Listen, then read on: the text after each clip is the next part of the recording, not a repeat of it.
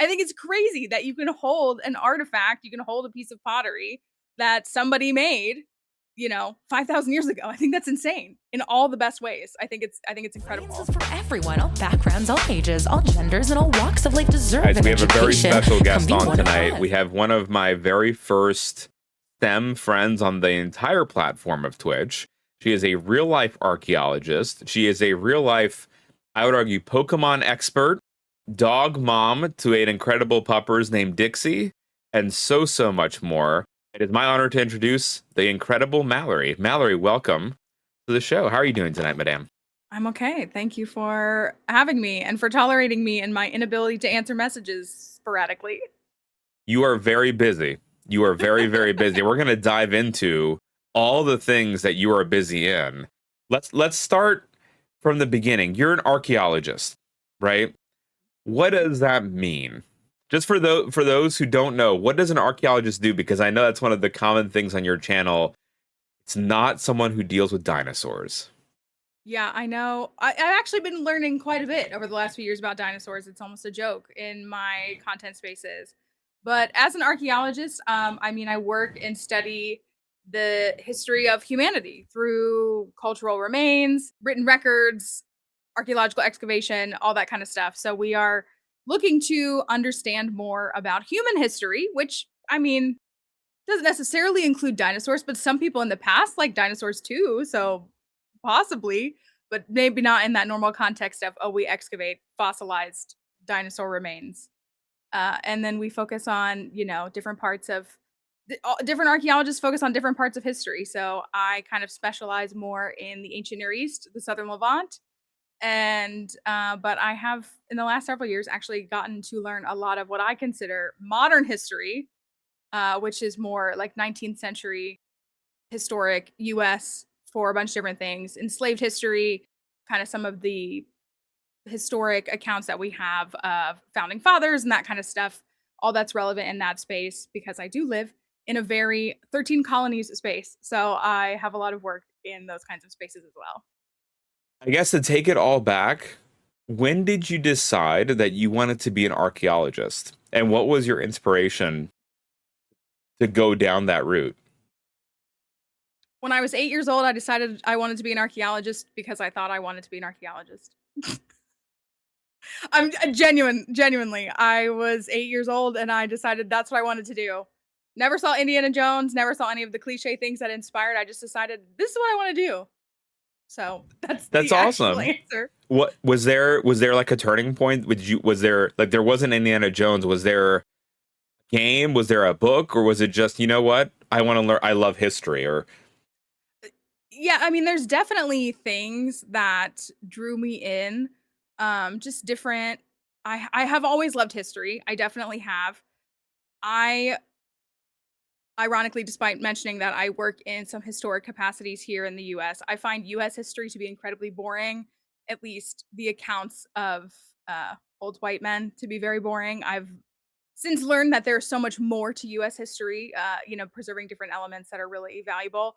But really, more like ancient history was really more fascinating to me. I've always loved mythology and those kinds of things. And so, different media from when I was a little kid, if you saw just not a really great account, things like Liberty's Kids to things like the Magic Treehouse books, and just a bunch of other different pieces of media. But yeah, I just decided one day, I like kind of remember who I was as a small child, but I just kind of decided like this is something that I want to do. And it wasn't really something that I actively pursued, we'll say, until later in college where I was like, oh wait, like this is what I want to do. I should probably like focus on these things. But I entered college as a psychology major before switching that all around. So yeah, it just was something that just was kind of I want to say like always part of me. I don't know if that sounds really silly, but it just I've always felt this way basically. that sounds anything but silly. It sounds like there's, something pulling towards you, like pulling you towards this vocation, right? It's not even a job at Yeah. that point. It's just beautiful passion behind it. What Yeah. was it in college that was kind of that turning point? And then could you tell us a little bit to like to become an archaeologist, right? Like what does one have to study in undergrad? What does one have to study to be able to be this as you are globe trotting and local trotting historian. Yeah, I do specifically remember one class that I took, which was like a backgrounds class on the ancient Near East, and it just kind of opened my world. Which also, again, I'm gonna say everything sounds silly in hindsight. Like it's this perfect story for me, but sometimes it almost feels silly to describe it. It feels a little magical or something. But I, came from a background that involved a very conservative upbringing, if you will. And so it limited so many things that I had access to and so many things that I wanted to know about. And then I took this backgrounds class. It was an ancient Near Eastern background class in undergrad. And I just was like, this is amazing. This is amazing. I just loved it. I did. That's really what made me, I think, specifically fall in love with like the Southern Levant and all of those spaces and the Middle East as a whole. And because I was just, I grew up hearing one set of specific stories, set of mythology, and never hearing anything else. And so just getting to it felt like coloring in a picture in a way. Like I had an outline of a picture of something that I felt pulled to, but I didn't have the resources to understand it. And so being in college just kind of started coloring that in and made the picture clearer for me. So, but as it relates to I think there's one specific path that you might see a lot of people who pursue archaeology go down, but at the same time, I think there's a second path that isn't a path at all because there's so many different ways to get there, I think. Whether you study history, public history, anthropology, art history, there's so many things. Like I think you had Melissa and Denial was here last week, right? I don't if I reference her, everyone will know who she is, right? Hopefully they should. They should.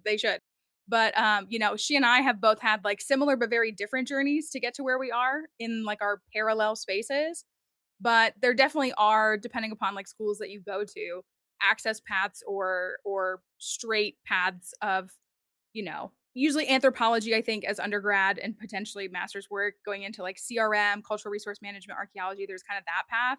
And then there's this path, which is what I think she and I are both on. And it's just kind of like all these different things. So, we had very different degree patterns and backgrounds, but we still kind of have and again, she's an Egyptologist, she specializes in that, which is still different, but we kind of have ended up in a similar world despite going down completely different routes to get there. I kind of don't think there's really again, like you can pursue anthropology and those kinds of things, but you don't have to.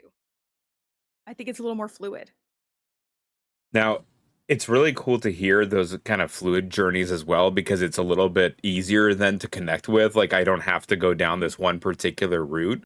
For those at home, you said when you took that class in college, that was kind of the eye opener for the coloring book, right? Of like the eye opening part. You mentioned the Levant region. For those at home, what is that? And what about that region really brought you into this? Like, what was the magical part of this location of the world? Yeah, again, if anybody can relate to like conservative upbringings. I'm trying to be kind of not too specific on this, but these kinds of upbringings, you like hear these stories, you grow up in these environments, you hear these things, and this is not a commentary on that per se, but there is history in this region, and the Southern Levant is going to be places like Jordan, Palestine, Israel, and kind of some other like the perimeter of that. It's kind of part of the Fertile Crescent. If you remember the Fertile Crescent from your history classes, hopefully in middle high school, so it's a part of that, but this is the whole scope of this area because again, if you come from any kind of background similar to mine, your childhood, whatever, you only hear this like little thing, and it's really not enough. It's not. I don't want to say certain things. It's not comprehensive because we know the earliest civilizations stemmed out of these areas. We know about the Fertile Crescent. We know about, the history of the Middle East.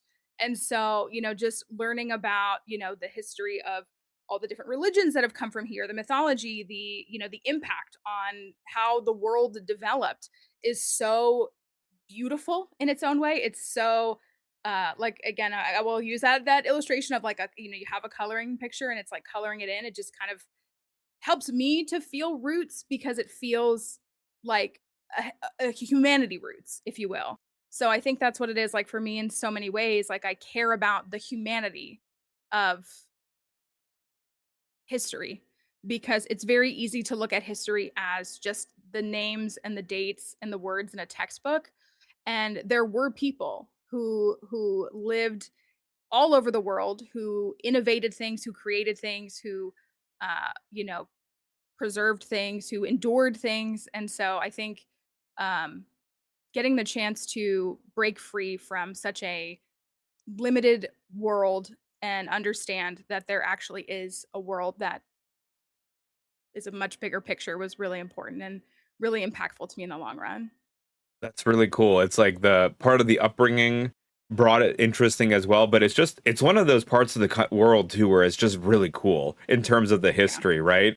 Is there is there a particular part of the history of that area that, you know, really excites you, like in terms of a historical time period, or is it just one where, I'm kind of a sucker. I'm like 2000 BC to today. I'm like, I just dig all of what goes on there, and it's just Yeah. so cool to hear about all the various civilizations and languages and origins of humanity that are all rooted in there. What is it about that region in particular that like really like is there a time period that really gets you excited? A lot of my work, field work, and just kind of like studying has been really like the Bronze Age, which would be about 3300 BCE ish to about like 1200 ish. Then you're getting into the Iron Age and stuff. I really do like the Iron Age a lot too, but a lot of stuff I do is in like Middle Bronze. So, and then a lot of that is going to overlap with things. And it's funny, like if you talk to an Egyptologist, how they date things is so differently because they're working in terms of like the different dynasties.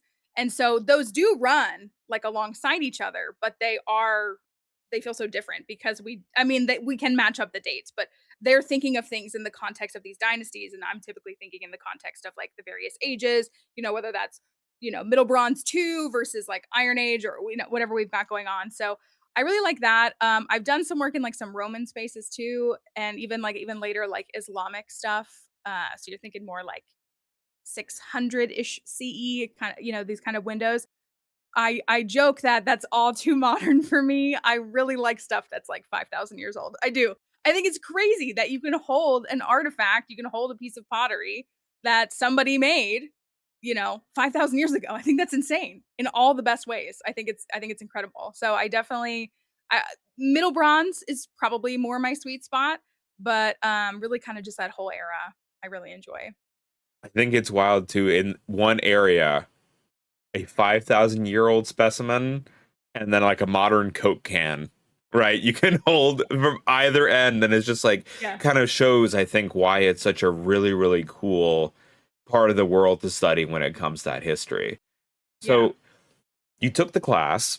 You're like, Mhm. okay, this is exciting. I'm really into this. What's the next step? What was the next step in that journey? Was there additional course in undergrad, subsequent schooling, going to Yeah, field grad school, sites? obviously. Right. So Yeah. how does one like what was that journey look like, and how did you navigate it? Yeah. I speak as someone who I feel like, if you will, benefits from the privilege of thriving in like a modern academic setting. I know that is not a space for everyone. It's not a very accommodating space in a lot of ways. Fortunately for me, my brain and my mindsets have always adapted really well to that. So it was never a question as to if I was going to continue to pursue schooling, but just like how and when and where was the money going to come from and what that looked like. So, I jumped right into a master's program studying more ancient Near Eastern history. That was fortunately paid for. It's my only degree that is paid for, but it was completely paid for. So that's great. So, it was just immediately after that. And it was really, though, I did graduate or I finished my master's and I kind of felt lost for about 6 months. I had these degrees, but I knew I didn't want to get into CRM, into cultural resource management, and I wasn't really sure what to do. And then I kind of just started looking for opportunities, looking for field work, for like actual work in the field, really, and what I could do. And so that is within a few more months, I had a team that wanted to bring me on, and I made my way to Jordan for the first time. And so that's where I got to do my first like real work outside of like schooling work in that capacity. So I just was again it's very fluid because I didn't really know what I was doing. I don't know, being 23 and having master's degree and no direction in life is an interesting space to exist in, I guess. So I just kind of made it up as I went along, I think.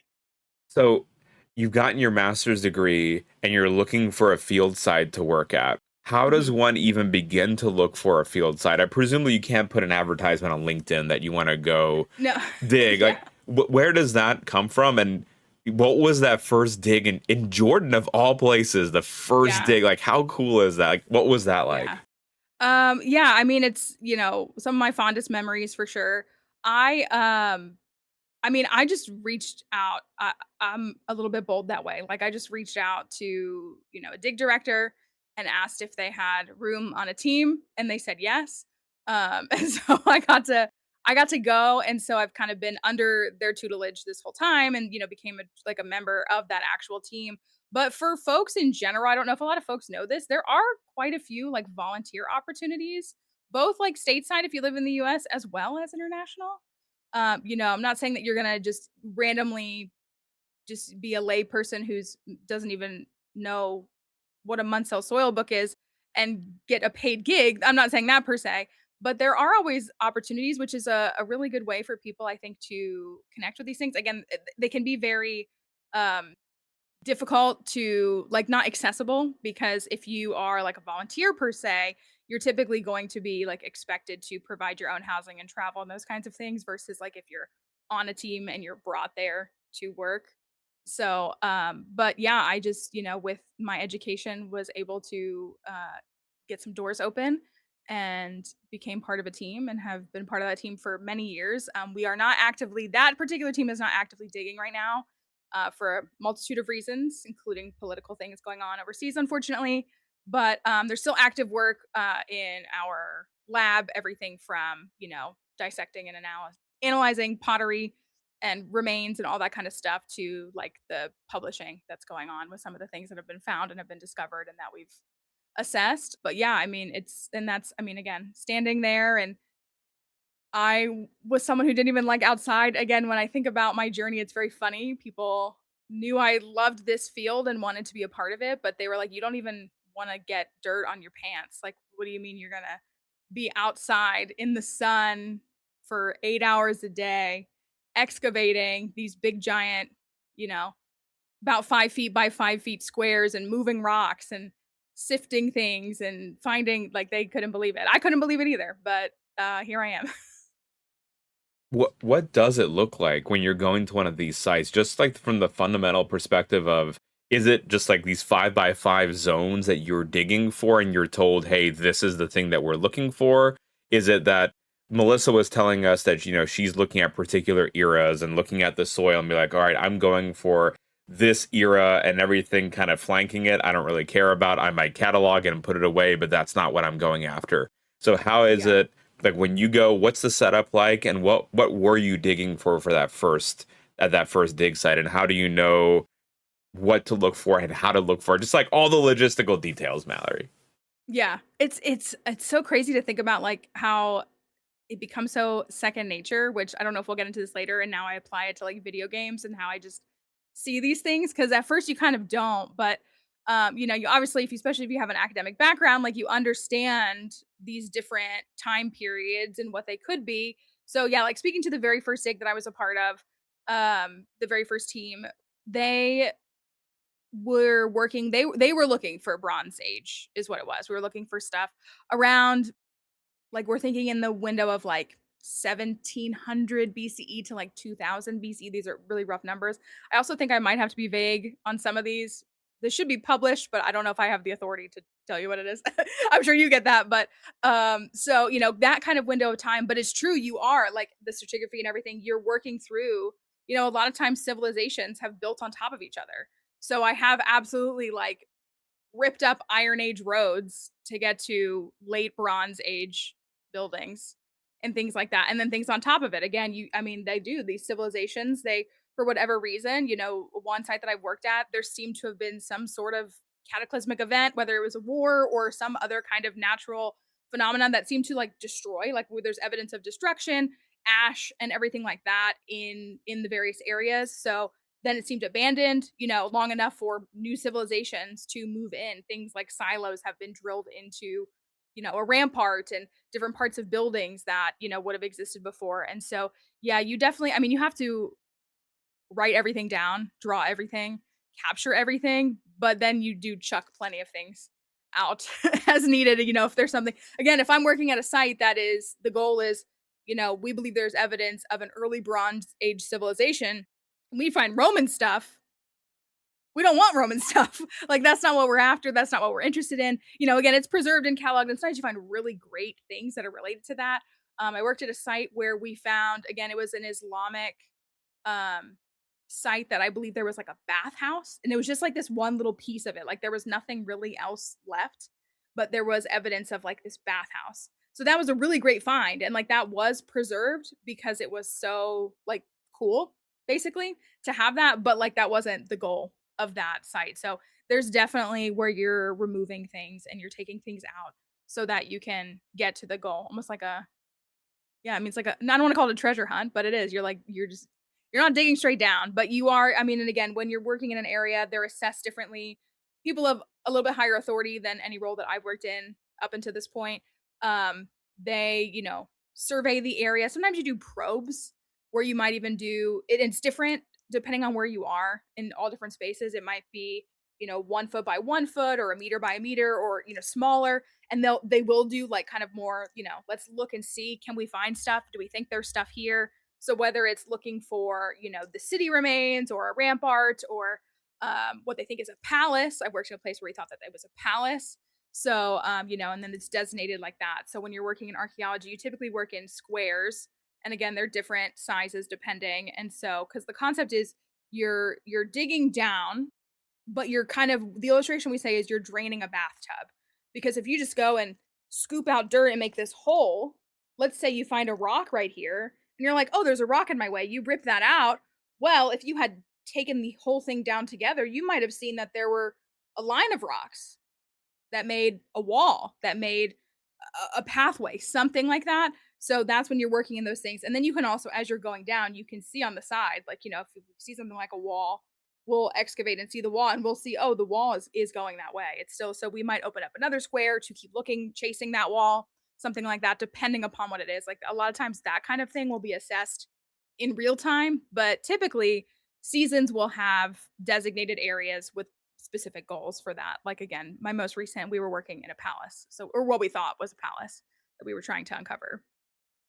One question we had from the community is when you're describing this, civilizations building on top of one another, and you're finding like there's a remnants of this building on top of this building, what kind of depth are we dealing with when you're finding that evidence? Because presumably it's not, or maybe it is, like not a whole building on top of which there's another building, right? So it's probably like flattened at some point, right? I would imagine like a civilization came through, flattened it, and you just saw remnants of the building, like you mentioned with the bathhouse, or how does Yeah. one parse that out when it's like, here's the one delineation of an old building from one era, and then here is it from another era? It depends. It definitely depends. And then you're also dealing with destruction and like dilapidation over time and also modern destruction. Um, while there are ministries and Department of Antiquities in most Middle Eastern countries, not in all cases does the general public care about that preservation or like the military. I've worked near some like military adjacent places. So military might like camp out for necessary work like on top of an excavation site, and so it's like been destroyed that way, which is really unfortunate. But yeah, I mean, I've gone down like trying to picture it. Sometimes, if I'm working on the side of a tell, is like a mountain of where you might excavate something. So sometimes working on the side so we can just find, things pretty shallow. But like when we were excavating for that palace, we had to use ladders to get out. We definitely did. So 6, 8, 10 feet, depending upon where you're at and what's going on. And then again, in some cases, yeah, like they will just build on top of things or like expand things, if you will. Like you might have foundations that are reused, like it was a Bronze Age foundation, but then Iron Age like put on top of that. But like an example I can give is again in like the Iron Age, they used a lot of silos, and so they would just drill those silos like just into the ground. So like there are like, you dig down and you find a silo and you're like, why is there something jutting through it? And it's because like they just built it and just kind of like put it right on top instead of like clearing out. They don't necessarily like, again, yeah, if something that was destroyed, then yeah, they just kind of build on top. So yeah, you can get pretty deep again when you're working. The more modern stuff is, I feel like the less deep you go, which isn't always true, but you might work in a like when I say modern, I'm thinking like 17th, 18th, 19th century stuff. They might only get 6 inches deep in everything they need to do to find everything they need. But yeah, I mean, I've definitely 8, 10 feet to get to stuff. So a lot of times the stuff on top is tumble and something like a less relevant context that we can go ahead and take out. But yeah, you can. It's a good workout. What tools do you use to do that? Or I imagine, right? It's a range of tools that you're using depending on at what stage you're looking Mhm. for. Is that true? And if so, what kind of tools are we talking? I thought I had my trowel on my desk. I don't. I think it's back here. It is. So, I mean, a trowel, like literally a trowel, like you would think from gardening, is a handy tool. When you're doing bigger stuff, we don't use machinery. Like you wouldn't bring in like a backhoe or something like that to move dirt. But I mean, sometimes you're using like an actual pickaxe. I've used plenty of pickaxe, to break up things that are more solid that are, need to be sifted a bit more. And then you're removing that out, you're taking that out of there. And then once you get to the actual like context of what you're trying to find, whether that's again a building or a structure or artifacts, you typically are going to be using the smaller tools. So like my two main tools would be my trowel, and then I do have a hand pick that is about this big. I mean, it's about this wide. So that's for clarifying. I mean, I definitely use my trowel more, but I have not only like a regular trowel, but I also have a like a straight edge one, so it's a rectangle, so I can get like really straight lines when I'm like cutting into a bulk line, which would be like the square perimeter. So if you're trying to really get a straight look, so those are your smaller tools on your more detailed work. So it's not really brushing. Like you're not usually using a paintbrush to delve. That's like when you just get to like the actual when you've seen Brushes that. are for pictures mainly. Oh, they're for When you oh. need to yeah, okay, so yeah, if you do need to capture a picture, then you would brush the area. You'd want to have it as clear as possible, and then you've got your signage and stuff to mark like what square it is, everything, that all the details about it, the year, all that kind of stuff. So you would want to brush stuff off. It's really annoying when you're brushing stuff off and somebody still steps and leaves a footprint. You have to go back in and clean all of that up. I've done that so many times. But yeah, typically, I mean, again, you can brush stuff. Um, but yeah, I mean, your trowel is honestly going to go further. It really is. That's cool to know because it's like, the differences that we see in like movies and TV shows versus like what Yeah. actually goes on. Like I'm envisioning you with just like this giant pickaxe just like going at at the square, and it's a really powerful image, right? Like Mhm. it's actually today is in fact actually International Women's Day on during Women's History Month, and we have Mhm. Mallory with the image of you holding a pickaxe just like going and digging. Like that's really cool. That is so Yeah. cool. Yeah.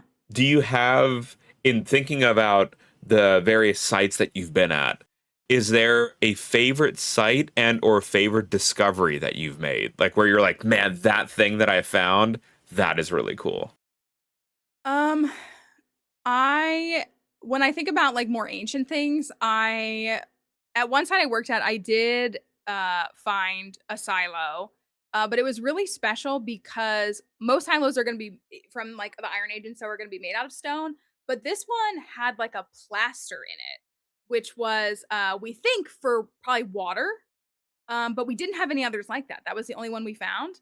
And it also is really great for shade if anybody ever decides to get into archaeology when it gets really hot. If you're down deep in a silo, if you're sitting 4 feet deep in a silo, that covers you. Like you're not in the direct son.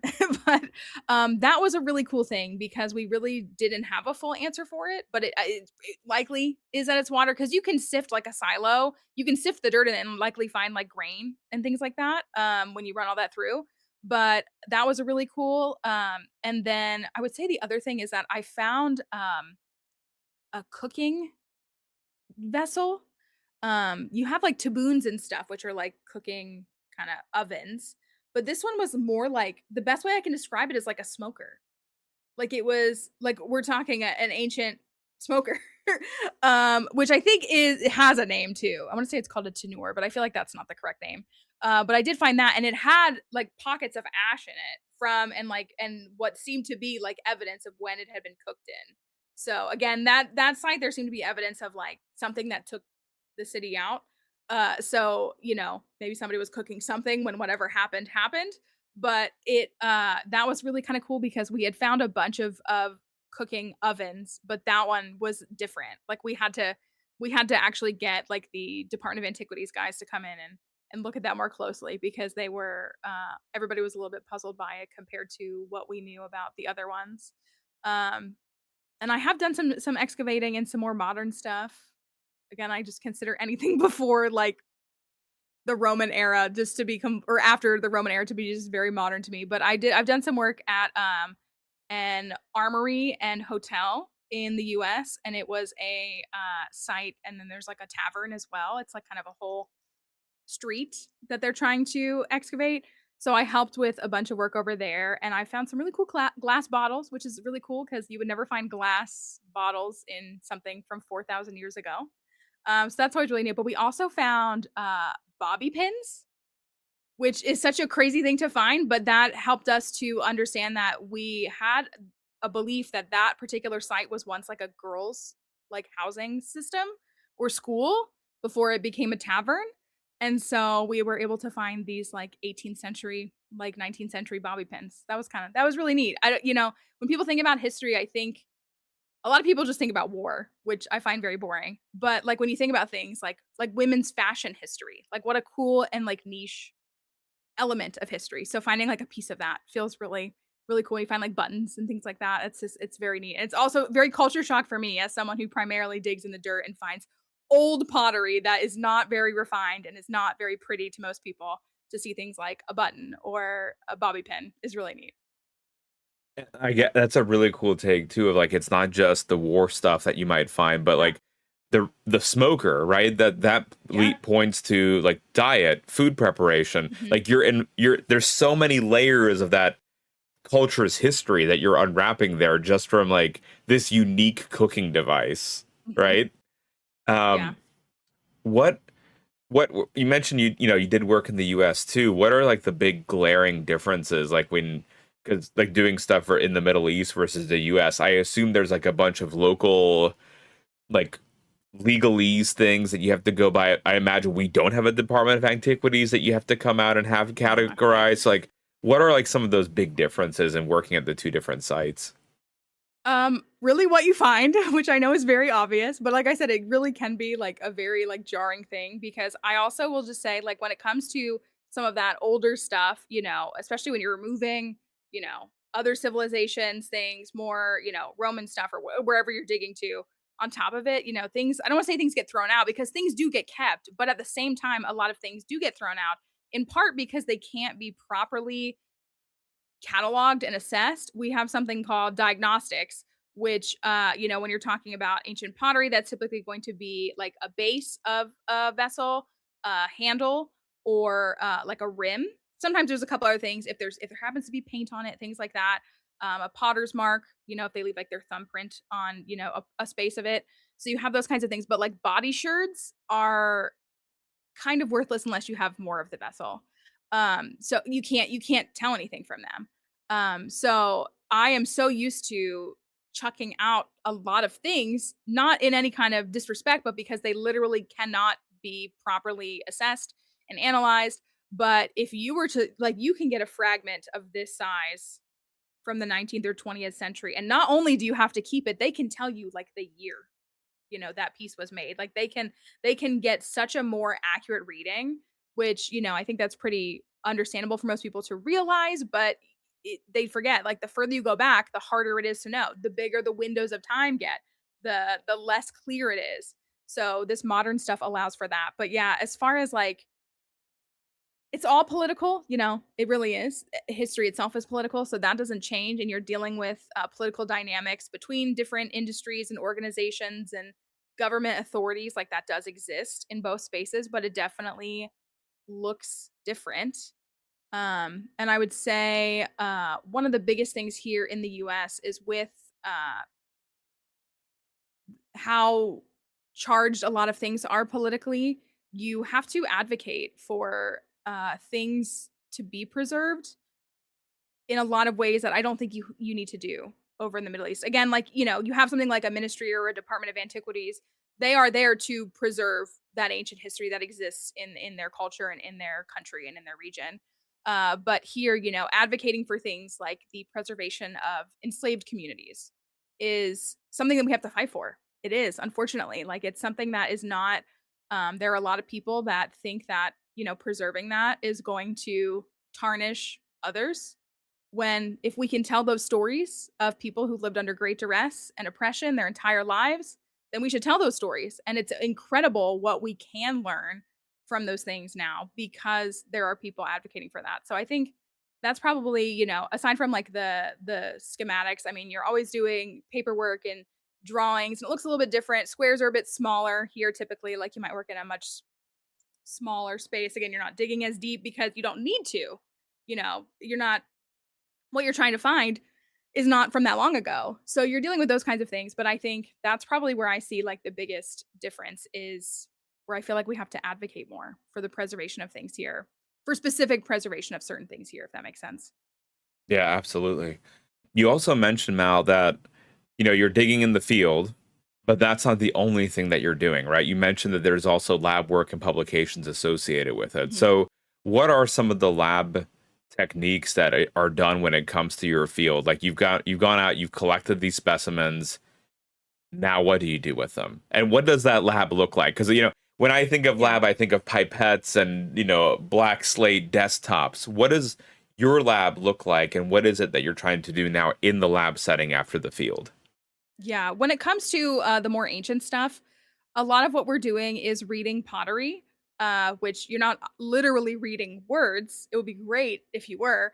But we're assessing again those diagnostic pieces. That's something that's going to go back. They need to be cleaned and like properly bagged and tagged and all of that. And we have other artifacts that we find like sometimes we find like a mortar and pestle or just other different things that can be found, fragments of other pieces, and then they're assessed to get full context. Because if we have a square, when you excavate, everything is tagged according to your square and like where it's found and all these different things. And if specific special things again are found, so we're thinking like a unique tool that isn't just a bunch of pottery, not to downplay it, I love pottery, I love ancient pottery, that's get a little more detailed. But then if we're working in this one square and we find that, hey, we're looking for middle bronze here and we're finding all this late bronze stuff in this square, which is part of what we think is a room from some building, like we might be working on going deeper or like working around that more because okay, we're finding stuff closer to what we're looking for here.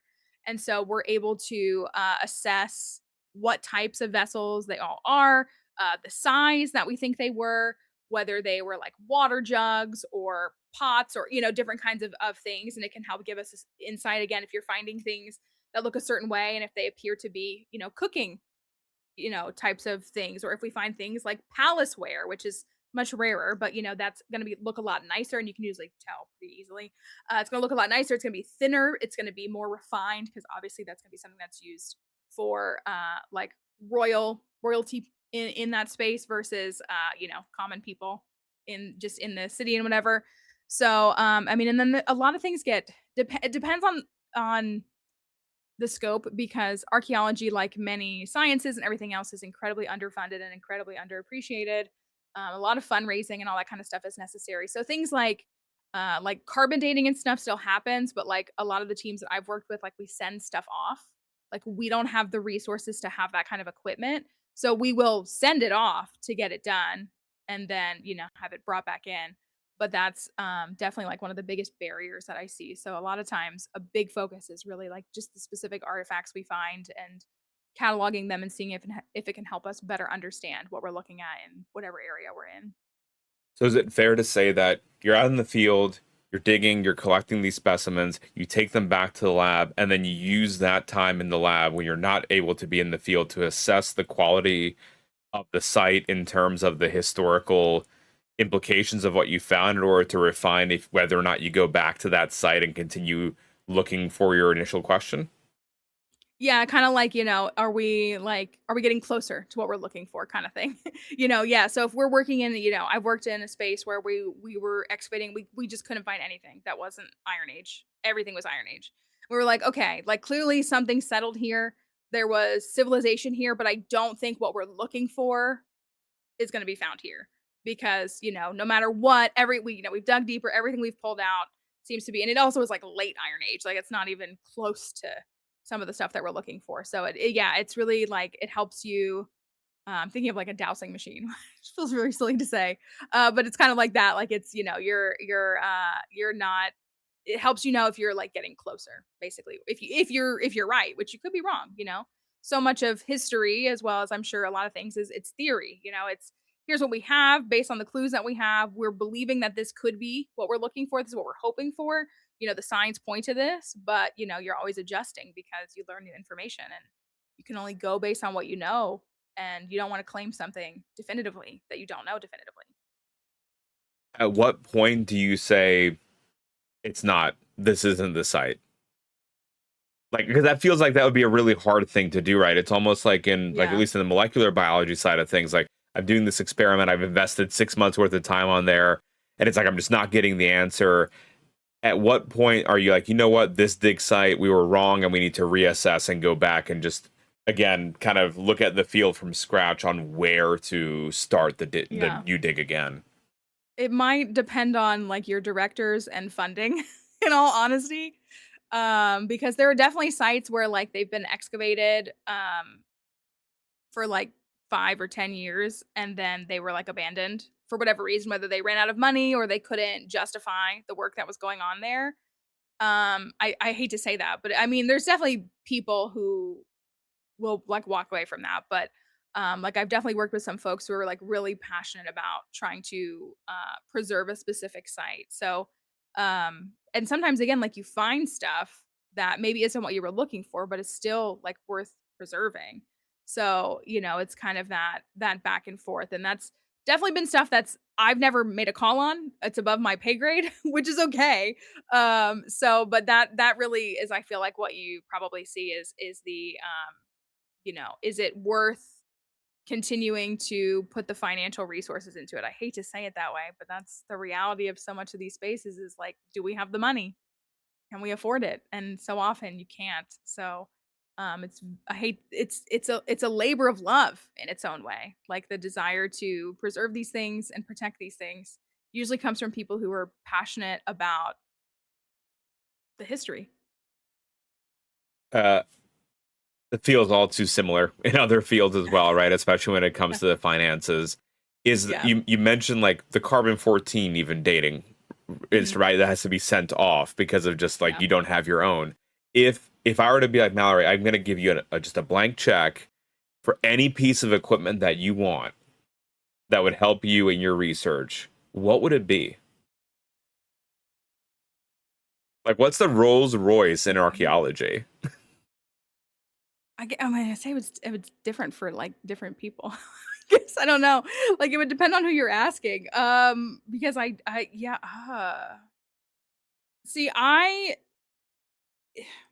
one of the things that does happen that's different, I would say, overseas compared to, like, here is that, like, in the US, like, you have, like, land ownership, and it's not that you don't have that in other places, but, like, I worked at a site where, it's one of the sites that I've put the most, like, time into, where, like, we've lost pieces of it. Like, picture a big giant mountain, and, like, every year a little bit of it is gone from the sides because it's being destroyed by local farmers and all these different things, like, they're trying to, grow more or whatever it is, and because there's not, like, a So, like, I would wanna buy the property is what I would wanna do. I would wanna buy the entire tell, and I would wanna be able to, like, preserve that and then, like, figure out where I'm gonna get the rest of the money for. So, I don't know, that's kind of like a cop out answer, but, I think that's maybe, like, more of where I would see myself, but also having, like like, a truck is nice to, like, climb up a mountain because when you have to walk that 15-minute, 30-minute journey every day, like, genuinely, a truck is really nice. I worked on one team where we got a truck, and it was really it was really great, because then you could just not burn yourself out because you have to carry the equipment up too, like, you're carrying up all the pickaxes and all of the hose and all of the, wheelbarrows and everything, so, I mean, so much of yeah, I mean, I think a lot of that lab stuff would be beneficial, but I don't know, I don't know. I don't know if I can give you a direct answer. I don't feel like I did a very good job No, I answering that think you one. did a perfect job because it goes to show just how difficult it is, right? If you can buy the Yeah. land, then you can stop people from encroaching. Yeah. And because presumably too, like erosion probably plays into it too. If you're Mhm. not protecting like edge of landscapes, right? And then people are walking or traversing, even if you're Mhm. having a certain barrier, you're gonna keep losing information. So I mean, Yeah. I think that's a great answer. A Yeah. member of chat said a time machine would probably be an ideal piece of Yeah. equipment. Yeah. Something that would make people care because it's very hard. I mean, people think that we're looking for gold, which like if we found gold, that would change everything. Not in a good way per se. Like that would make things really messy. So like we don't want to find gold. That's really not what we would find at all. But so like people, like looters and stuff, like they think we're up there like digging for treasure when I'm like, no, I'm looking for a handle for a piece of pottery. I promise you. Now is it's priceless to me, but that's like, if we could, yeah, a time machine and something that would help people understand the value of preserving these kinds of things and that we're not looking for gold. Is there difficulty of that? Like when you're going to a particular site about being vague of where exactly you're going to be digging on the off chance there might be looters, either thinking that maybe you're looking for gold or, well, Mallory told me that this thing is priceless. So I'm just going to try to get in there and take it. um there are yes and no. You also deal with like you definitely have more like nomadic and like Bedouin like people in some of these countries. So you might see people who are there 1 year and not the next. And they're usually just like chilling with their sheep and stuff. Like they really are, but they might be curious as to what's going on. So it's like possible that things can happen. But typically, like if people go up there and they see what's going on, they'll be like, this is just rocks. And so, it depends.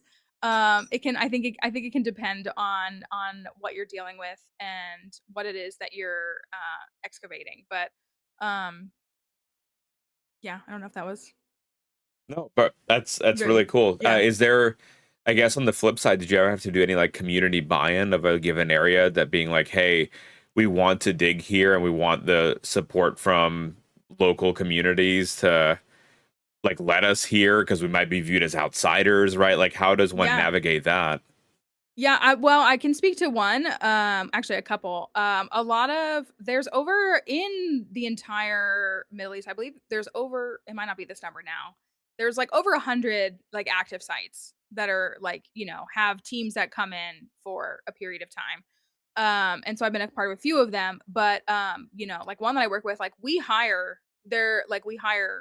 locals as well to do like the grunt labor, like moving the big mounds of dirt. Like I will excavate it to make sure there's nothing there, but then they will haul it. So, and it builds like a really great relationship. Like we've had, I mean, one team that I'm a part of, they've been 18, 20 years. I can't remember how many years they've been doing it.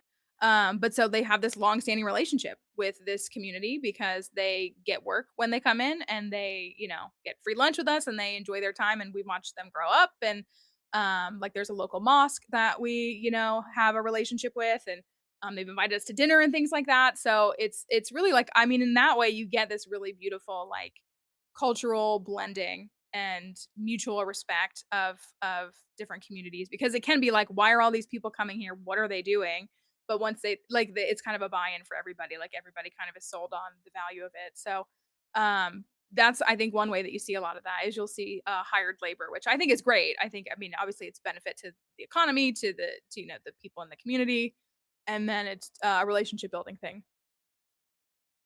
Are there any difficulties if a given group of people think a particular site is sacred, whether or not you're allowed to dig at that site, and or if you are allowed to dig, are there extra things that you have to do to have that community buy-in or just protect it in a unique way? I mean, typically you are going to be working with like a Ministry of Antiquities and those kinds of things. So you're going to be working with that government. So they will have representatives, maybe not there all the time, but like they're there. So you do have like, you can't just show up to like Palestine and just start digging in the dirt. You know what I mean? Like you have to, there is, there's something that has to be, there's paperwork, there's all that kind of stuff. So I think you kind of have the support in that way. But there can be politically charged things where like they decide they no longer want you to come in and do it, which can be its own headache, or they make the paperwork way more difficult, or there's again, it's kind of always those political dynamics that do always exist in those spaces. Speaking of headaches, or maybe not headaches, I would love for you to tell us it wasn't a headache, but we are focusing on women in STEAM this month. Um, could you tell us if there were particular challenges in your field because you're a woman in STEM, or were there actually lack of challenges? Were you lucky in that it was just always welcoming, and if not, how did you navigate it, and what advice would you give to the next generation of women wanting to be archaeologists? Yeah. I From the moment that I like actually started doing field work, I always felt welcomed. I really did. I have existed in a lot of spaces as a woman where I have not felt welcomed. Spaces that I'm still a part of today, fandoms, those kinds of things. I don't feel welcome. I don't feel safe. But I personally, and I don't want to erase anybody else who hasn't felt this way. I've always felt like I look around and I see more women than I see other folks in these spaces, which I love. I do, because I do think a lot of these spaces are very male dominated.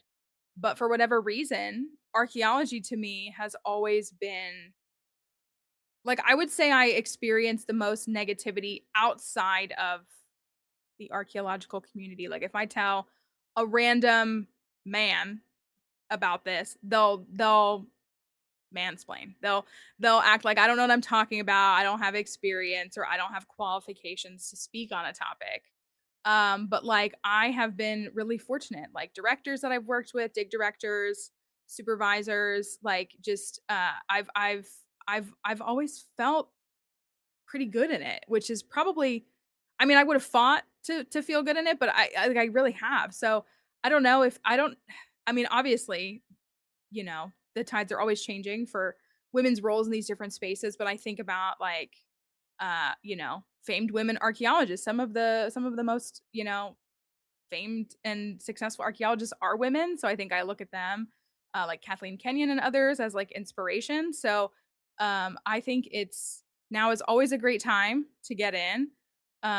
Anytime is a great time to get in. I want to see more women in the field. And again, I think the preservation of history is so important. And like I jokingly said, but I do kind of mean with sincerity, a lot of people seem to only care about history as it relates to war and conflict, which, like, obviously those are parts of history, but history is so much more. And I'm seeing not only women get into the space, but I'm seeing women like really preserving very specific parts of this space. I don't know. Like, and I think that's like, I have a friend who finished her dissertation and she did it on this like very specific like bull motif that exists in like the Minoan religion, for anybody, if anybody knows what that is.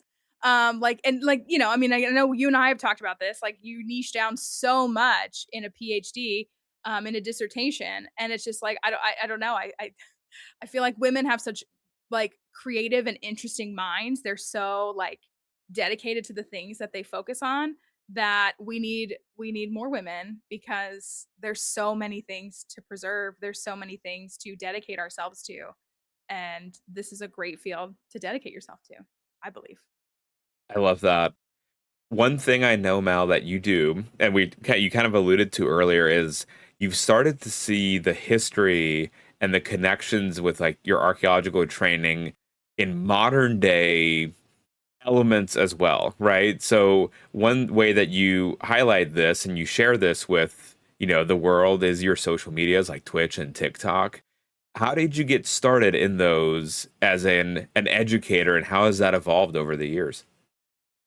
It's like the I've said this about everything, haven't I? It's like the weirdest thing to look back on. I've like tried my hand at like content and social media just a couple times. And by try I mean like I posted like one video and it wasn't good, a kind of thing.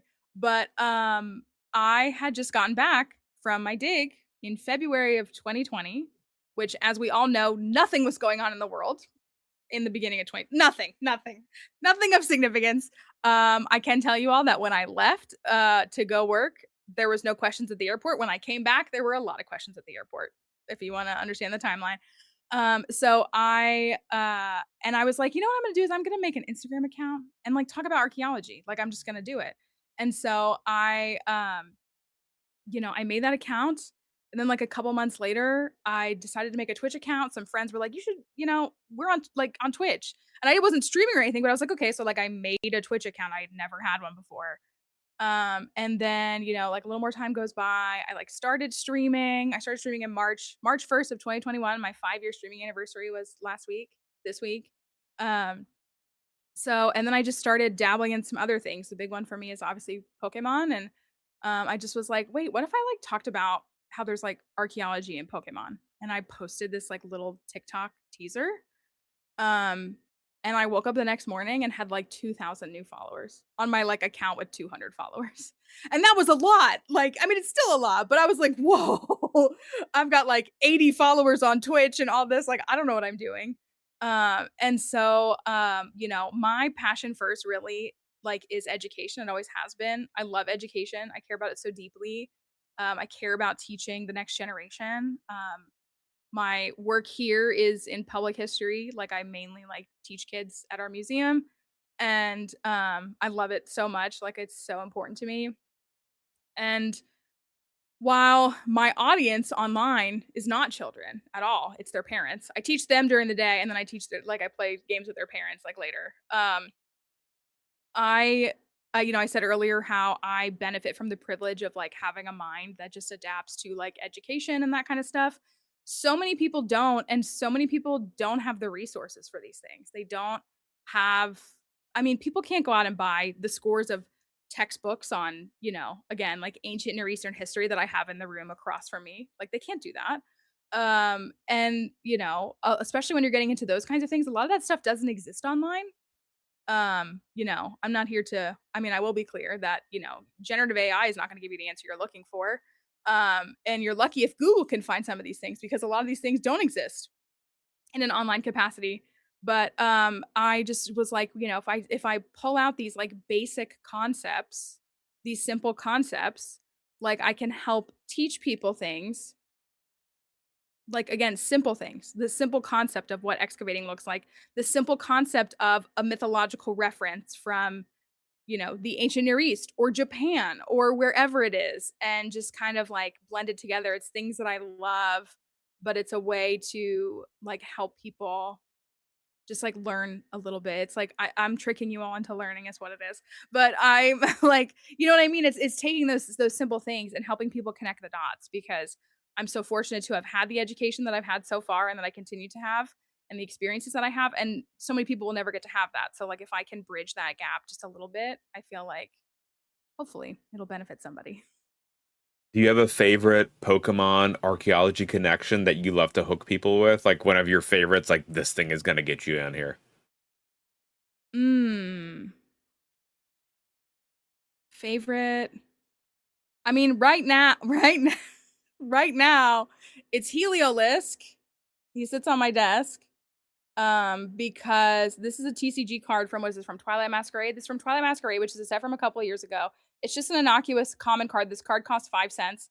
But if you can see in the background, I'm moving this the wrong way. If you can see in the background, there's ruins in the background.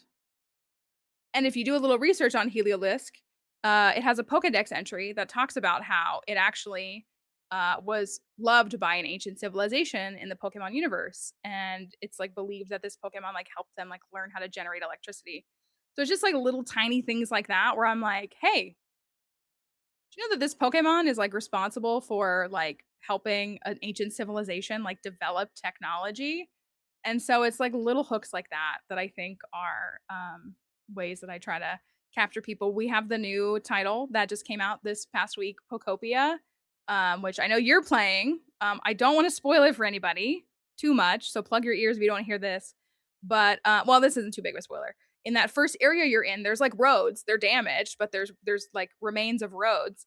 I spent all of yesterday basically excavating in the game, like I would a square, and I took out a section and it like was clearing so that I could just walk on the road, but it also showed that the road actually veered off and went a different direction, which you wouldn't find.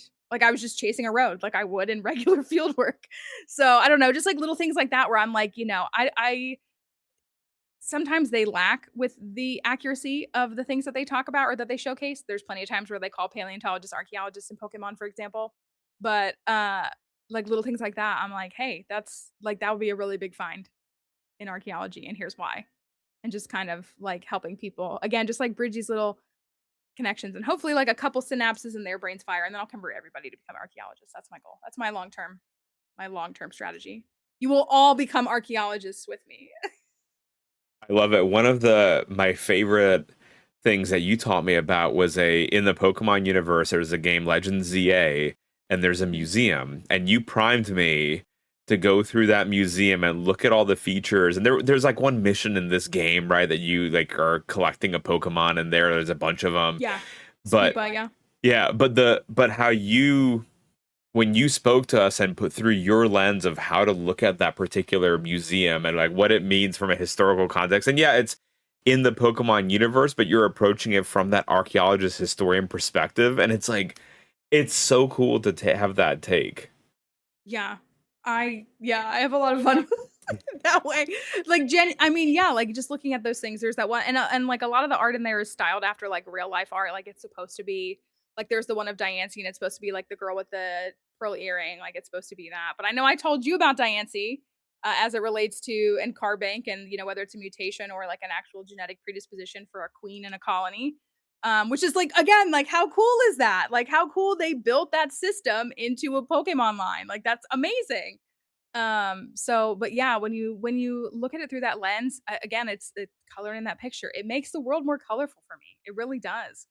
And I hope it does for other people too, because I find it like really interesting. And I think it's a really good way. Again, especially if you live in a place like America, like you may not feel like even in your normal education, you got the chance to experience other things. And obviously, something like Pokemon is inherently like not American media, it's Japanese. But learning little glimpses of Japanese mythology, history, Chinese history, Mesopotamian history, just different things is really cool. And like, you know, they have every right to criticize the company and these organizations and all that, but like the history is rich. It really is. Like there are things to criticize them for, but you can't deny the care that is put into a lot of things that they do. Like somebody had to make that Diancie painting to look like the girl with the pearl earring. And so, somebody like an artist had to make that. So, and it's worth, I think, celebrating from that angle. And I don't know, I feel like it makes I don't want to say makes it easier to understand the world. Again, I don't want to spoil Pokopia, but as an archaeologist, I may have never been happier than I am playing this game because of what's being revealed in this game, which is genuinely crazy to me. But I mean, Legends ZA was great. Legends Arceus was great. Like those were both great for that as well. But Pokopia is like, I'm pretty sure they made the game for me. You're literally finding archaeological remains. Like I'm pretty sure they made the game for me. I love that there's in the game these human documents, right? The way that it's Mhm. phrased, like how you're learning about what happened to the humans and you're reading documentations Yeah. of them. And I had seen some shorts that you'd also posted on the topic as well of just like, again, having your interpretation of it makes it all the more exciting that there is like Yeah. this almost like accuracy to how it's built, right? Or like the Well, that's mindset. yeah. Go ahead. Sorry. No, no, go please. I was gonna say, like, that's what I've been like kind of reconstructing the roads just as like a self-regulating kind of thing in the game. Like I haven't advanced the story a ton, But, like, when you look if you go to, like, an area, like, there's a coastal area, I don't wanna spoil too much for folks, but there's an area, and so, like, there's bridges, and they've, like, all collapsed because it's been however long it's been. If you look down, there are pieces of the bridge, like, in the water, like, they intentionally placed a tile to show that not only has this bridge crumbled, but, like, parts of it just sunk, which is what you would find, like, you would find these kinds of things. And again, sometimes the way that things have fallen, like they're consistent. So like it's evidence that like if something moves through, it went the same way. It's not like they just scattered random pieces. Like it's so, and again, like, I understand that the average person may not notice that, but like as an academic and seeing that, I'm like, hey, this is accurate. Like this is accurate. And that is really good because it's accurate. But that's, yeah, like, so like when I was in there, I was like, oh my gosh, like I don't want to destroy these pieces because that's clearly supposed to be a piece of the like original, you know, bridge or whatever it was from whenever period. But like that's what we would find. Like that, like we would find it that way. We would find it collapsed in different capacities. Like it's so good. It's so valuable. And yeah, like I feel like having that lens again makes it feel so much richer, and sharing that with other folks who want to hear it, I hope makes it a more fulfilling experience for them too. I think it's like you're getting people who, yes, want to hear it and want to learn the archaeological element, but then you also are getting people who are just interested in the game, who then all Yeah. of a sudden like, wait a minute, this is a thing here, and it's just then you're actively learning while enjoying the game too, and I think it's a really really difficult thing to blend together, but you do it extremely well, and it must be from that original curiosity that you had when you were a little kid, right? And like Yeah, I guess. wanting to have that I've been coloring playing page. Pokemon that long, so maybe it's all connected. Yeah. As we round out, because I know it is late for you, and we want to be respectful of your time. I have one more a big question before we're going to ask you to tell us the next big things that you're going to be working on and where to find you. This has been like the really kind of wrap up question that we've asked, not just this past year, but last year as well. Of you are, I would argue, an inspiration to many people, right? Both men and women alike. You're an extremely talented and badass archaeologist who goes out in the field with a pickaxe over his shoulder and is digging up history, and then also educating people at home using things that the everyday person can connect with to really highlight and showcase learning and history. You talked about people who might be inspirational, past women in the sciences in the field of archaeology, but you're one of those people, right? So what does it mean to you to be a woman in STEM who's also going to be inspirational for that next generation? Oh gosh. um I well, I'll talk about, so again, I said this. So I work at a local museum as well. I work there and I teach kids primarily. I work with the adults too and stuff, and I do a bunch of things there. I have many hats. But like, and I made this connection earlier. Like my audience online is adults. I make family friendly content, but my audience is adults. And it's mainly women. It's mainly women like 25 to 40. Some are married, have kids, some have kids, aren't married, some everything in between. And like I'm so thankful for those people, for all of these people that I spend my days with, that I share my content with, who support me. But I know that some of their kids do see like what I make. And so I'm obnoxious. So I have always like fought for the things that I wanted. um I do hope that if there's a little kid, whether it's, the child of someone in my audience or a kid from a field trip or something like that. I've had like I wear a little bag everywhere I go, and it has like a Pokemon hair clip on it and like a Stardew Valley pin and a couple other things, and like these kids will notice it and they'll say like, "Hey, that's, whatever it is." One, that they can be like proud to be interested in the things that they're interested in, and two, that like I hope they feel seen, I guess, because I have always wanted this in my life, but I don't really think I ever saw it or saw a way to see it, if that makes sense. Like I wasn't given resources to see these things. So being online, being public with who I am, I think that would probably be my biggest hope, is that if, a specific, and not even just young people, because you can follow your dreams at any age. You don't have to be 8, you can be 80.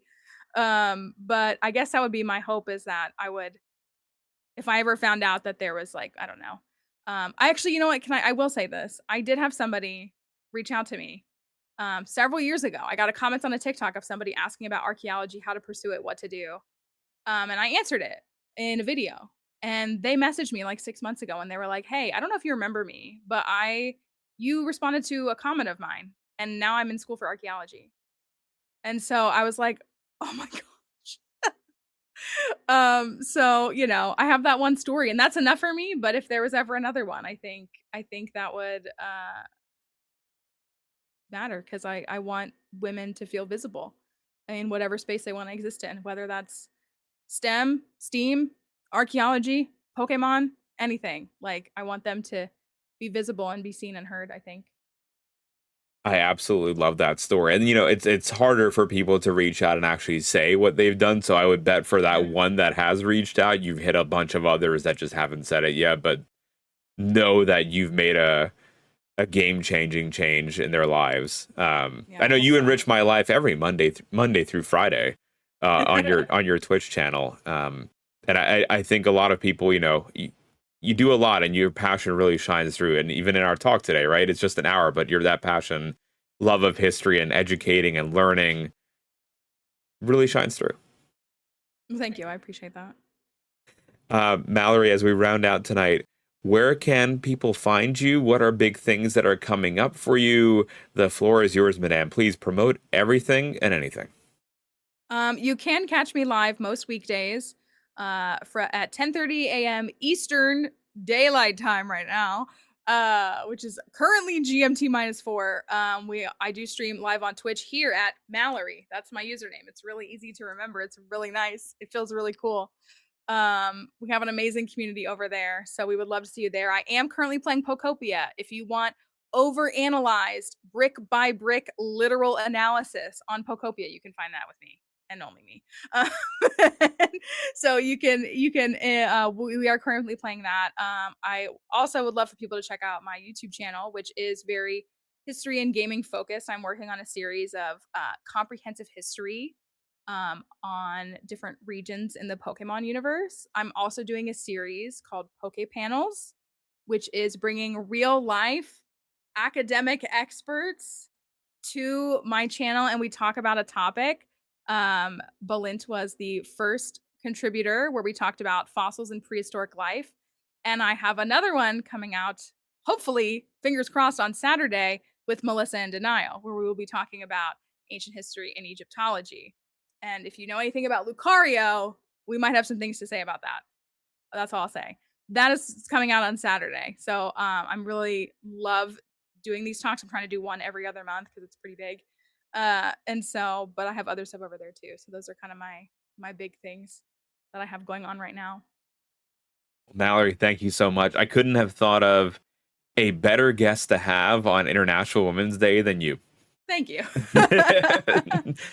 Thank you for sharing your knowledge, your experience, your wisdom, and just honestly your inspiration with us today. It was an absolute blast, and I hope everyone, guys, go check out Mallory. All of her information will be in the show notes today. Mallory, thank you again for your time. Thank you very much. I hope you all have a wonderful rest of your evening. Are you playing a game? We're going to be doing some Resident Evil. Okay. I don't want to watch that. The T-virus science. It's scary. Okay, but that's cool. That is cool. Pokopia for us next week. Munchkin has me save a fair bit. But Resident Evil scares me, so I will be honest with you on that. Some of those things scare me a little bit. Fair. Fair. I mean, it is also viral science and fungal science. It's a lot of scary stuff. Yeah. It's very cool though. I love that element. I do. It scares me a little bit though. Thank you, Mallory. Thank you very much. Have a wonderful evening and we appreciate you. Thanks everybody. Thanks for being here. Support more science education. It's the best thing we have on Twitch. This channel. This one. Thank you, Mallory. Bye everyone. Have a wonderful night. For everyone, all backgrounds, all ages, all genders, and all walks of life deserve an education. Come be one of us.